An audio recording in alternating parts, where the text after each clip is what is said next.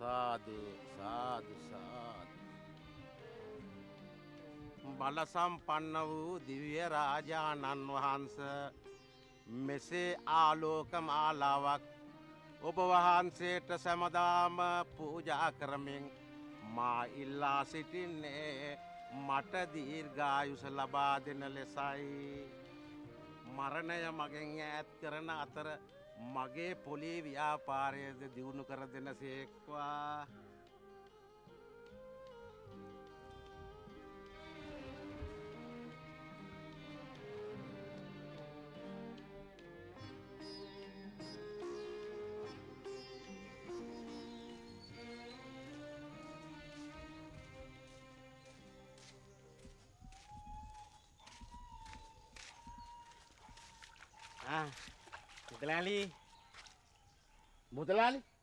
මුදලාලි නෙවෙයි.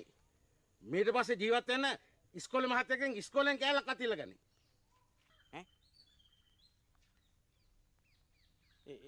ඒ මොකටද මුදලාලි? මොකටද කියලා අහන්නේ මගෙන්ද? ඵලයන් ගෙදර. එතකොට උඹට දැනගන්න පුළුවන් ගේ.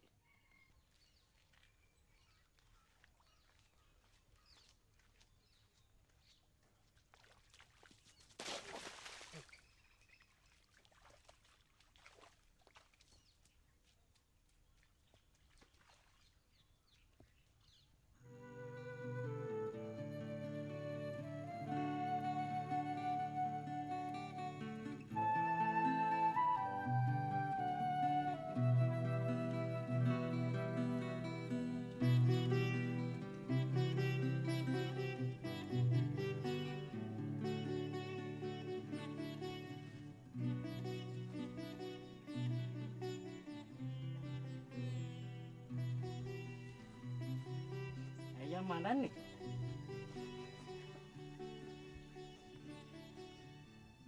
පොලිය ඇවිල්ලා අම්මට බැනලා ගියානේ.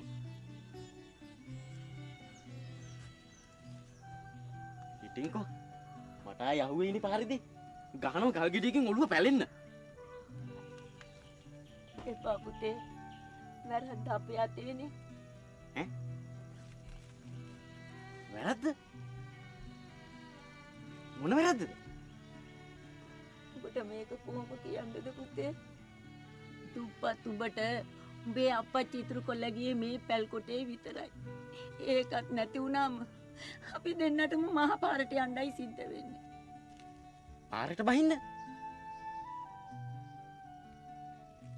අම්මා මොනවා කියනවද කියලා මට නම් තේරෙන්නේ නැහැ. දැන් මේ ගේ පොලි මුදලාලිට සින්න වෙලාලු. ඉන්න වෙලාලු. ඉන්න වෙන්න මේක කවුරු හරි උගස් කියන්න එපා. කවුද කවද්ද මේක උගස් තිබ්බේ? අම්මා මට කවදාකවත් කියලා නෑනේ මේකේ උගස් කරපු ඉත්තිය. උඹ මට සමාවෙ යම් පුතේ. උඹට අයිති වෙන්න තියෙන මේ ගේ උඹටත් නොකියයි මම උගස් කරේ. ඒ අහවල් එකකටද? අනික උගස් කරලා ගත්ත සල්ලි වලට මොකද කළේ? උඹට මතක ඇති දැන් අවුරුදු දෙකකට උඩදී උඹේ සුදු මාමා මගේ මලයා උප්පල වුණා කියලා නැන්ද සල්ලි ටිකක් දෙල්ලුවා. අපිට හුඟක් උදව් කරපු සුදු මාමට ඇබැද්දියක් වුණාම අපිට අහක බලන්න පුළුවන්ද? මට එච්චරයි කරන්න පුළුවන් උනේ පුතේ.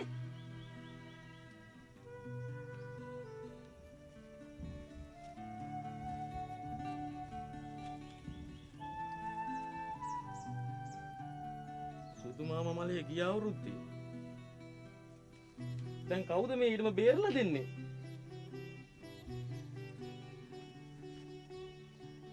අනේ මට තේරෙන්නේ නැහැ අම්මේ. දැන් අපි කාටද මේ ගැන කියන්නේ?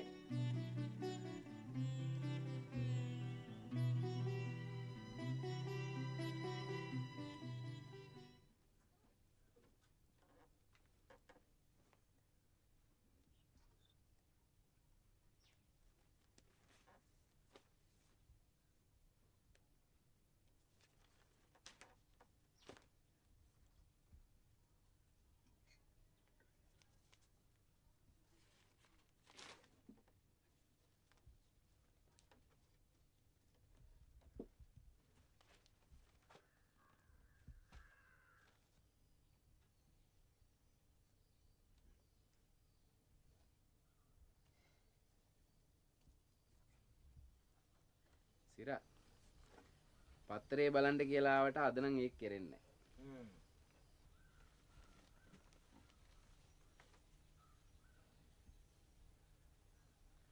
කොළු කුට්ටු කනක් තියෙන සාමෙන් ලප්පුවා.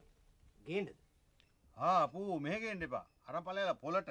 රුපියල් 4ට පාර කෝලි කුට්ටු කවුද මෙහෙ කන්නේ?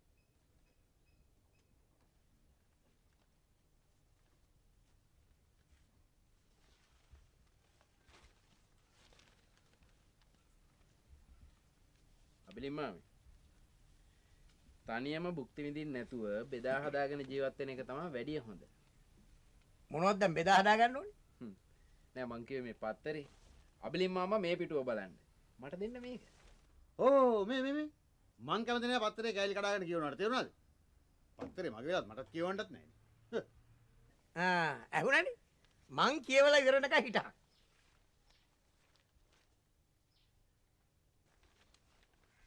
නිමත් දැන් යම්. අවසරයෙන් පත්තරේ බලන්න. සාමෙලු නැහැ. ඕ මේක අහගන්න. තාත්තා රට. අම්මා ඉස්පිරිතාලේ වැඩ. ළමයා අසනීප වෙලා ගෙදර ඉඳලා තියෙනවා. ඉතින් ගෙට හොරෙක් පැනලා. ළමයා හොරාව දැකලා. හොරා මොකද කරේ? ළමයා හොරකම කියයි කියලා බෙල්ලට පිහියෙන් යන්න මරා දාලා. අනේ අපේ. පොලිසිය ඇවිල්ලා සිද්ධිය හොයනකොට මිනිමරුවත් ඒක පොලිසියට ඇවිල්ලා උදව් කළා. ඒ වුණාට මිනිමරුව වහුව වෙලා. කවුද අබිලින් මාමේ අසප්පුරුෂයා? කවුද ඉතින්? ඒ ගේ ළඟ මේකේ. විස්තර ඔක්කොම දැනගෙන ගෙට පැනලා තියෙනවා. යකෝ කිරිසප්පියෙක් මරන්නේ මොන හිතකින්ද? ඔයගේ උන්ට රජ කාලේ දඬුවම් දීලා මරන්න ඕනේ.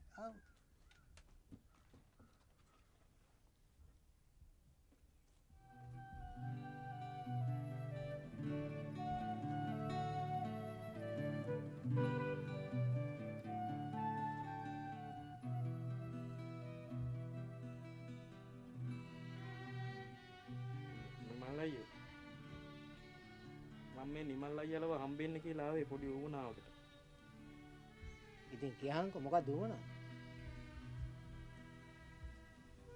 ඒක මෙතන කියන්න බෑ සිරිසෙන අයියේ. නිමල් අයියේ අපි පොඩ්ඩක් එළියට යමුද? මොන රහස්ද සුවඳ? ඔන්න ඔහේ අබිලින් මාමා හිටියට කමක් නැහැ කියහන්.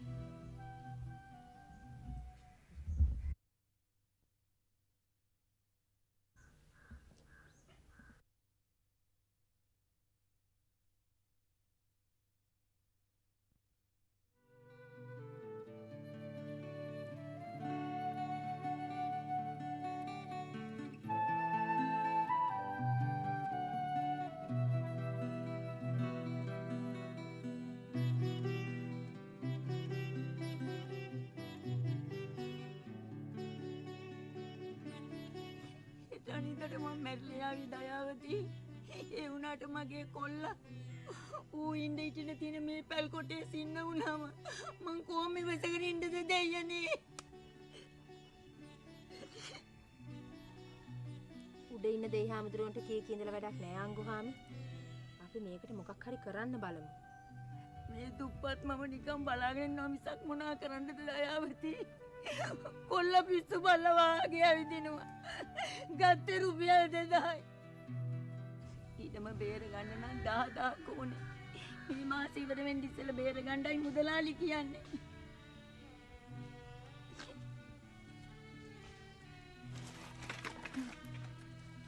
මේ දුප්පත් මිනිස්සුන්ට දෙන ගින්දරට නම් එන හතම වදින්න ඕනේ ඔය පොලියට.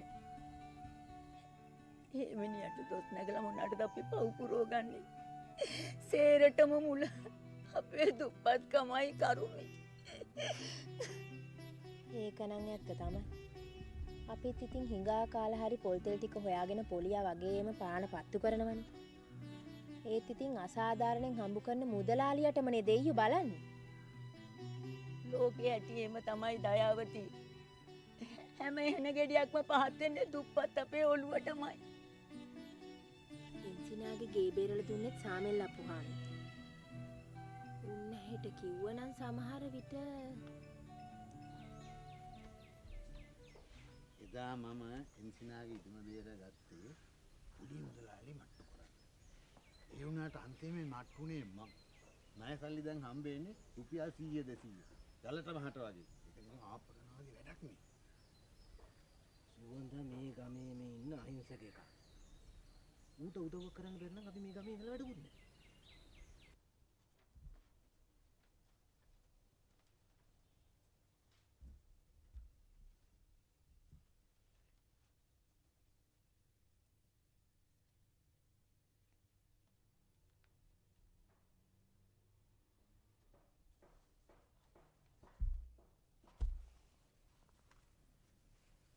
ලොකුහාමිනි. මොකක්ද අර අතන කෙරෙන කුමන්ත්‍රණේ? මොන කුමන්ත්‍රණේද?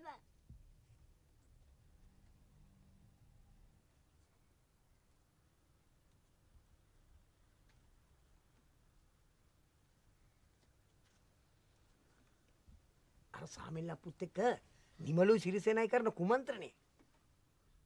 මොනවා කුටු කුටු ගෑවත් උඹට ඇති රුදාව මොකද්ද? රුදාව නෙවි. මන් නොදැනගත්තත් මේ වහලයට කරන කතාබහ ලොකුහාමිනි දැනගෙන ඉන්න ඕනේ නේද?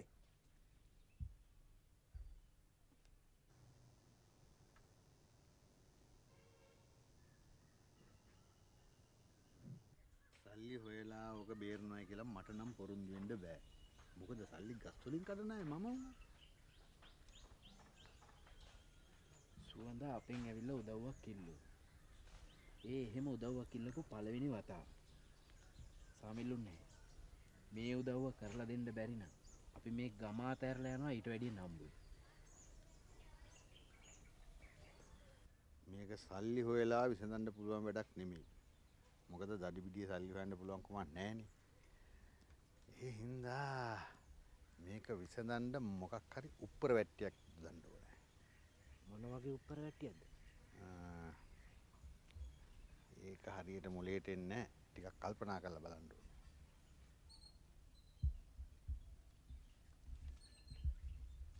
මොකද ළමයිනි පුරස්නේ?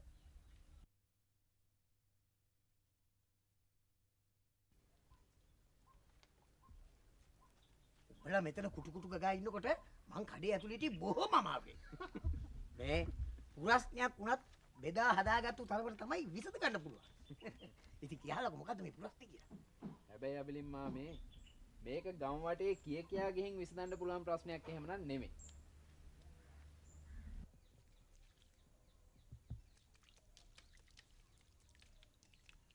මෙහෙ.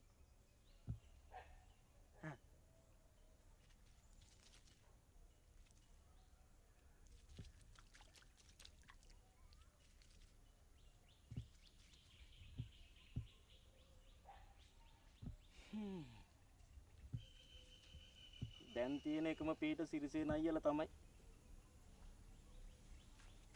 සල්ලි ටික හොයාගන්න බැරි වුණොත් මහපාරේ තමයි. සුවඳෝ මහපාරට යන්න ඕනේ නෑ සුවඳෝ. උඹ ඉස්කෝලේ මහත්තයාට කියලා බැලුවේ නැද්ද? පරණ ඉස්කෝලේ මහත්තයා හිටියානම් මොනවාරි කරගන්න තිබුණා. අලුත් ඉස්කෝලේ මහත්තයත් එක්ක මං ඒ හැටි වැඩි භජනයක් නෑනේ අප්පුෝ. අනිත් එක එයත් මං වගේ මාස් පඩිකාරයෙක්නේ. මාසේ අන්තිමට පඩිය අතර ගන්න අය ළඟ කොහෙද මං මුට්ටි කාසි. උඹ කනගාටු වෙන්න එපා සුවඳෝ.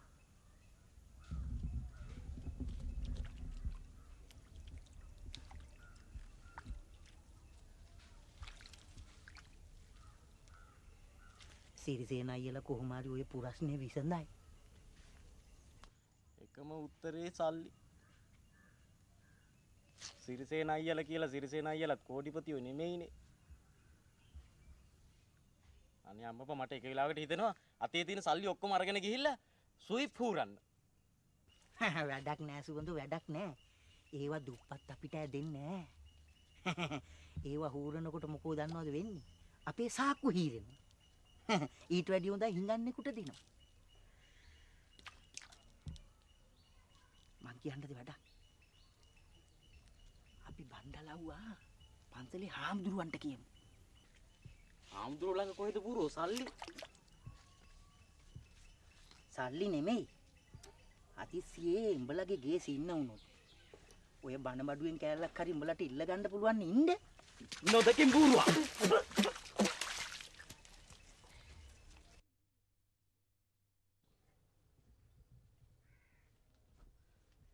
අපි ඌරගේ මාළු ඌරගේ පිටේම තියලා කපමු. මොකක්ද අබිලිංගෝ මේ කතාවේ තේරුම? මේ වහලයට වෙන කතා බහේ අගමුල ලොකු හාමිනේ නොදන්නවට මම මොනව කරන්නේ? ඔය අනම්මනම් වලින් වැඩක් නැහැ. මේ සුවඳගේ ප්‍රශ්නෙට මේ රත්නලා මොකද කරන්නේ? අනික ඉතින් රත්නෙලා පුලි මුදලාලිගේ පැත්තේ. ඒකනේ මම කියන්නේ යන්නේ.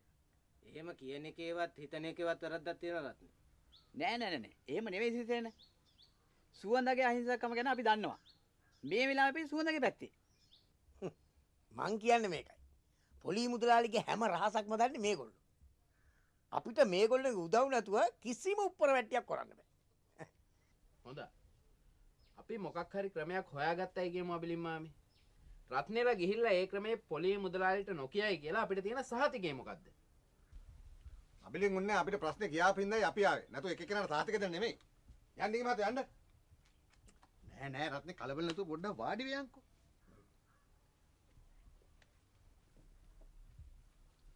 මෙච්චරයි. හෙට දවල් 12 වෙනකොට සුවඳලා ගෙදරට පණිවිඩ එවි සල්ලි ඕනේ නැහැ කියලා. හැබැයි තව එකක්. මේක කරන්නේ වෙන කවුරුත් නිසා නෙමෙයි. සුවඳගේ තියෙන අහිංසකකම නිසා. යන්න ඊ මහත්තයා. ඔබටත් කට තියාගෙන ඉන්න බෑ. හරි ඉතින් මං කිව්වේ වැරද්දක්ද? උඹලා ඉතිමිලා වැඩි. ඒකයි මේ සේරට මූල. උඹලා හිතාගෙන ඉන්න උඹලාට තමයි හැම දෙයක්ම කරන්න පුළුවන්. හරි. ඔය කිව්වා වගේ වැඩක් වෙනවද කියලා අපි බලමුකෝ. වැඩි කාලයක් නැහැනේ. හෙට දවල් 12 වෙනකන් විතරනේ බලන් ඉන්න තියෙන්නේ.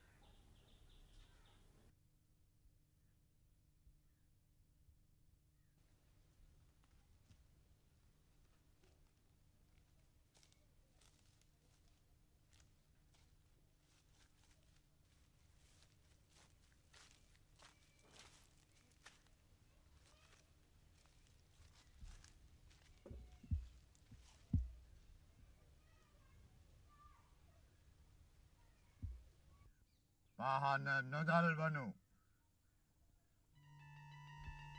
කවුද? වටපිට බලව කිසිවෙක් පේන්ට සිටීද?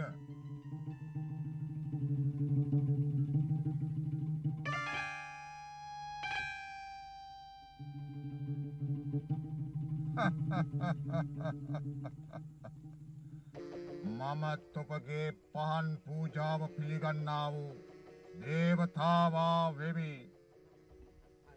අනේ සාදු.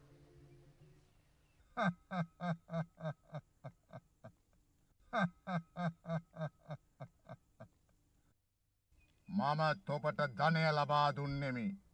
නමුත් තොප ඒවායින් කරන්නේ අහිංසකයින් අමාරුවේ දැමීමයි.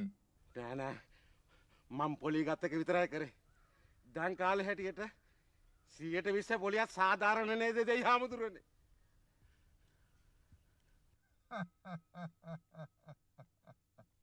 මම කතා කරන්නේ පොලි ගැන නොවේ. එහෙමනම් දෙයි හාමුදුරනේ. අර අහිංසක සුවඳාගේ ගේ සින්න කර ගැනීම පාපයක් නොවේද? උම්මගේ සල්ලි ගත්ත එකට හරියන්නේ. කට මැත නොදනනු. තොප අද දහවල් 12 වීමට පෙර උන්ගේ ඔප්පුව ආපසු බාර නොදුන්නොත් සතියක් ඇතුළත තොප මිය යනු ඇත. අනේ දෙනවා දෙයි හාමුදුරනේ පප දෙනවා. දුන්නොත් තොපට දීර්ඝායුෂ ලැබෙනු ඇත. මම දැන් යමි. තොප මා කී දේ ඉෂ්ට නොකළොත් මගේ අනින් වෙසමුණි වරමින් තොපේ ජීවිතය බිලිගන්ට යක්ෂයෙකු මේ වෘක්ෂයට අරක් ගනු ඇත. එහෙමයි. ඔප්පුව රැගෙන දැන්ම යම. නොගියොත් එනේ මට සමාවෙන්න. යනවා. මගේ නම් ඔප්පු. ගේන්න. මම ගේන්න ඔප්පු. මම ගේන්න.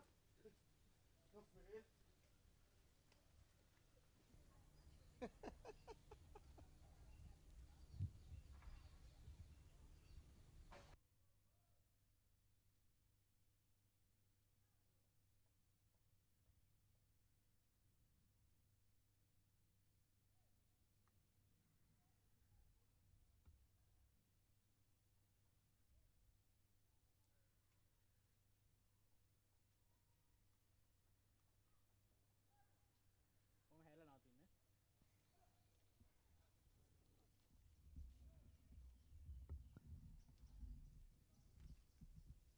ආංගෝ නැන්දේ. තාම සල්ලි හම්බ වෙන විදියක් නෑ නේද? අනේ මන් දන්නේ නැහැ දයාවති. ඊයේ හැන්ද කොරේ සිරිසේන ළමයා ඇවිල්ලා කියලා ගියා. දවල් 12 වෙනකම් බලන්න කියලා. දවල් 12 වෙනකම්?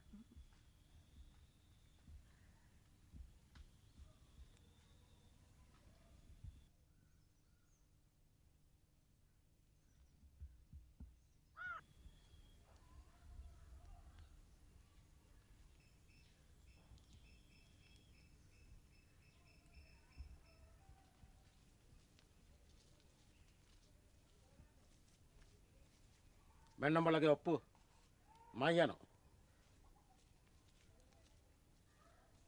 මොකක්ද අංගෝ නැන්දේ මේ පුදුමි?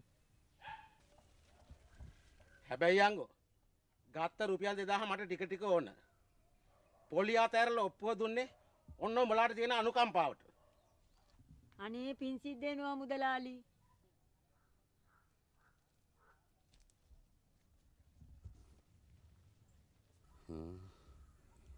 නිකම් ඔප්පුව ආපහු දෙන්න කියලා දෙයියෝ කිව්වා තමා. ඒ වුණාට එහෙමත් පුළුවනේ. අඩු ගානේ මන් දීපු සල්ලි ආයෙ අරගන්න එපායි. මගේ ආයුෂෙන් දවසක් දෙකක් අඩු වුණාට කමක් නැහැ. ඒ 2000 මගේ අතට ලැබිලා.